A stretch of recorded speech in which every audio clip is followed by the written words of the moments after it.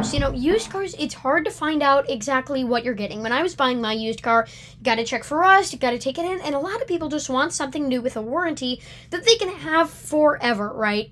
Pass it down, a good car that can reliably run and take you everywhere you need to go, right? Starting off, this is a collection of 10 Japanese car models that are under $25,000, which means, it's affordable. It's within your range if you're watching this video. And I can guarantee that these are going to be reliable, right? The first one is the Toyota Corolla Cross. This is such an amazing car. For off-roading, these are fine. This is the front-wheel drive version, okay? Relax. As long as you have ground clearance, you'll make it through the snow.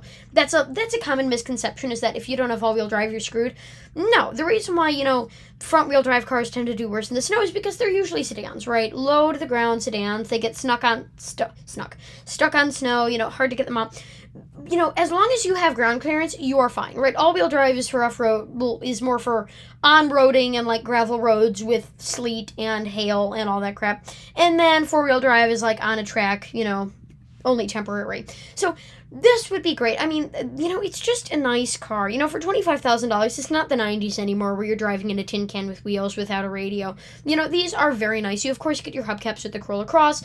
Not bad. They'll fall off, replace them with some AutoZone crap. Good radio, driver information display, single-zone climate control, what you would expect out of a good Toyota. The next car on this list is one that I actually like. This has the LE Convenience Package. This is the base model with the LE Convenience Package. Look at those rims. I love them. I think they look great on this car, especially in this, what I would describe as a champagne color. This is a serious, real SUV, sedan. If you drive this car, you did well. You know how to pick them, right? You have great taste. Especially with that red. The red color is really nice in real life, and it just makes it look so much more like a luxury car, like a Bugatti or something, even though it's just a Toyota Corolla. Cars are so advanced where you can't buy an absolutely awful brand new car anymore. Of course, you have single-zone climate control, your screen. Not bad at all. This is the macadamia leather. I personally like that. They also have black and gray if you want that. These are just great, right? I love these cars. They last forever. You have a great amount of interior space for it being a wee little Corolla. And, these are great. They'll get you through high school. They'll get you through college. And it's stinking beautiful. I mean, come on. Look at that. Tell me you don't want that. The next car on this list is the Toyota Corolla Hatchback. This is the base model, comes in at just under $15,000 at $765. Doesn't really matter. Anyway, this is in what I would describe as a grape color. Again, suss those wheels. They're amazing. The front looks great. You don't have any fog lights, which is fine, but you have very advanced, nice Toyota headlights. If you just want more room, I would buy this over the regular Corolla. The only really difference is some slight changes in the interior and this weird looking back. Other than that, it's all the same. You gotta love these, very stylish, very nice. I saw one of these driving on the highway, and they're perfect, right? Like I said, there's not a new car that anyone would shy away from owning. There's no more Chevy Cavalier / PT Cruiser. Those don't really exist anymore, right? Every single car kind of looks the same, and they're all actually much better than what we had in the 90s, Especially, the 1940s and stuff. If your car reached 10,000 miles, that's done. That's cooked, right? Move on to the next one, right? Things aren't always, don't make them like they used to. Yeah, I mean, cars have advanced better in some categories and worse in some categories, Anyway, a thing that I like in the interior, the back space, you have cup holders on the doors, which is really good if you're having people back there. And you can see just how much leg room. I can sit in this perfectly, right? Just an amazing car. This next one is the one that I would personally buy. This is the Subaru Crosstrek. Subaru is great with the Crosstrek. They've always been great with the Crosstrek. This is more expensive because this is the fancy color. You have that plastic cladding. This thing would be great off-road. This has the symmetrical all-wheel drive system, which is all-wheel drive that operates like four-wheel drive or a more, off-roady system. A very good car, still no fog lights, hey, but you do have an angry face. Angry. Grrr, saber tooth. I really love these. The interior is also just so amazing. Dual screens, like I said, you have to put things into perspective. These dual screens look shabby compared to the single screen layup you usually have. But when you compare it to something like one of these Corollas, it has a way better, way newer system. You also have, which is absolutely insane and crazy just for me to even think about, you have dual zone climate control in this car. dual zone climate control. That means you and your passenger can have 2 different temperatures while driving. That's so amazing. You have great legroom, a little bit of a transmission tunnel, which is an issue more in this model than others. But in that, you can see very utilitarian. I would just pick up one of these, for some light off-roading, and these can be a perfect daily driver as well. Next, we're moving into the Hondas. Woo! This is the Honda Civic. This is the base model in red. I think these look really nice. I actually really like the hubcaps on these models. And my favorite part about it, the interior. Honda, you can say all you want about Honda. Their interiors are great. You've got that, single... I don't really vibe with it. I just think that looks a little bit janky and a little bit weird. Honda's done this on the HRVs before. They're doing it on all their models. It looks like a very nice luxury car. Honda's kind of trying to execute what Mazda did, which is stay exactly where you are in the market, but pretend, design more European, more luxurious. It's working fine. Single zone climate controls, as usual, nice and hidden there with your, more focused towards the driver. Air vents, you have a screen, of course. It's 2024. The car is great. You have cloth seats. Not bad at all. These cars are just amazing. They're great, really. Not bad. Parking brake, a real shifter. That's another thing. If you can find one of these, they're amazing. They're great. The next car on this list is the HRV. The only thing I don't like about the HRV is the wheels. I think they're hideous. I'm sorry. I think these are better than the chromed ones, like the diamond cut ones. They're not bad. I love the HRV. I think, look at that weird. It's got a beak.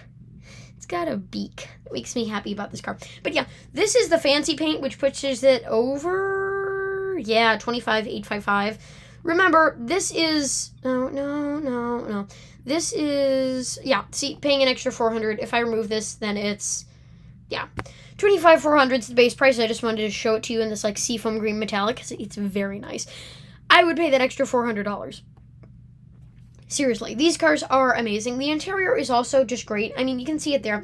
These have always had great interiors, but wow, is it great now. You've got your shifter there with some, digitally bits over there. You've got 2 plugs on the side with little storage compartments. I will say this is uglier than the other one, but it's more functional, right? Got a lot of storage on the door pockets, one univent again, driver information display. This one it's Honda's top seller, one of them at least. It's great. You can see a lot of extra leg room. Just a very nice vehicle. If you can find one of these, they're great. The next one is, again, probably my favorite SUV on this list, and it's the Outlander. What? You weren't that expensive. Come on. Do I have to scrap this one? See, you start at 23, not... why did you just do that to me? Come on. I spent forever doing research and making sure that this is reliable. See, 25. 25. 25. It says $25,000. Then where does the 27 come from? You cheeky. You are so awful. Really? We have to go with this one with the hubcaps? Ugh. See? And then that one's 25. Mitsubishi, you suck for doing that. For saying it starts at 23, and then the nicer model is 25 all the way through until you pick the color. Mitsubishi, I hate you. You want to know what? No. I'm not supporting that car anymore. Do not buy any Mitsubishi. I'm officially, you partnered with the Nissan and Honda to make cars that no one wants. That's it. You've lost my support. You've lost my sign of approval. Mitsubishi, you can officially go to hell. This is the Nissan Versa. This starts at $21,000. You can say all you want about Nissan, but damn are they good at making efficient economy cars. Everything just looks so great and stylish and nice. And when you're picking out these cars, this is what I love about, Nissan. You don't feel like you're compromising. Like with other cars, especially the Mitsubishi Mirage, you feel like, oh my God, my life is going to be awful when I buy this car. But no, it's actually pretty nice. This is actually the top trim level too for $21,000, which is nice. Gigantic screen, single zone climate control, and of course, an amazing car. These are just very, very nice. Not bad at all. Always love the Nissans. They're just amazing and great. Gotta love Nissan. The next one is the Sentra. We've all seen the Sentra. I even made a video on it about how these cars are getting more popular. They're just nice. When you're looking to buy a new car, this is $25,730. Again, top trim level. It's just so nice to be able to afford it. You know, like with the Toyota Corolla, you feel like, you know, you're thinning out the soup a little bit too much when you go for the LE, the base model. With this one, you can go all the way up. Remember, it is a cheaper car. It won't last as long. But it's almost worth it, right? Like, it's not bad. And then you've got, like, the two-tone. I personally get the two-tone just because I think it looks pretty neat. Not bad at all. Wheels, you know, you can change the wheels if you want them. They only, whatever. It doesn't matter to me. So, yeah. You know, overall, very nice vehicle. Just great. Why are you so expensive? There we go. So, yeah, and also, again, like I said, the interiors are just great. I don't think I've seen, like, a better interior on a modern car. They're all just awful. This is really good, actually. You have, you know, like your 5-spoke wheel-looking things. They did this on the Altimas. I loved it. You've got your dual-zone climate control, which is great. And then this huge driver information display, like, really nice. And then your screen over there, pretty standard. You can say whatever you would like about the Kicks, but I will always have a rebuttal that will have you in tears. This car is cheap. It's cheap. Defend that. Defend that. Oh, it starts at 26? Oh, no. Here it goes. Here it goes. See, why don't you show me the fancy ones? Grrr. CVT, Xtronic CVT. I mean, fine, sure. Oh, this is the older. Yeah, I would definitely just buy this one. This one starts at 25, which is great. I still love these. And you got the fun colors. And you know, I spend a lot of my day just absolutely crapping on the Nissan Kicks. I really don't like it. But it's cheap, and that's just so amazing about it. These cars are great. If you can find one, it has 5 lug nuts. It's not a proper SUV. It's essentially just a Mitsubishi Mirage hiding behind a very thin veil. But, again, these cars are great. Again, they're cheap. You can't beat good value for less money. The interior is also, of course, great, as always. Why is there always a premium package? You know, screen, driver information display, digital gauge. You know, your things up there. No 3 little dots like on the Sentra, which I am sad about, but still a great car. If you can find one of these, that'll be great. So, with that, thank you for watching. Don't forget to comment, like, and subscribe, and I'll see you all next time. Isn't this always awkward when I, like, do the command and then I stop screen recording? Guess it is awkward.